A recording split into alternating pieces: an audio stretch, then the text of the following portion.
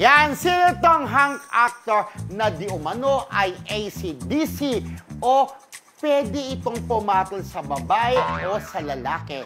Kasi po, itong hunk actor na ito ay nakipagrelasyon kung kani-kaninong actress. Pero ang hindi natin alam ay meron din pala itong nakarelasyon na isang male model. At pag nagde-date nga raw ang dalawa sa labas, ay bruskong-brusko ang galawan nitong hunk actor. Di mo mahalata may relasyon sila nitong model na kasama niya. Ito sila!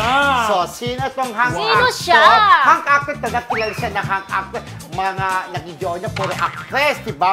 Pero yun ayon sa source ko natin, Bayola. Bayola pala. My God. Pwede pala. Ibig sabihin, ayun, jowa niya yung actress, mga actress yung pala, meron din male model na jowa. Kilala ba yan ng si Tiangco? Kilalang kilala yan ni Sids, di ba? Basta hunk actor ito, hunk actor. Bruskong-brusko ang dati. Pero nakipag-jowa rin pala sa bruskong-brusko. Kaya kapag ka nagano sa bruskong-bruskuhan sila. Ay, talbog. Hula-hula na. Yes, hula-hula na po mga classmates kung sino pang hunk actor na Bayola.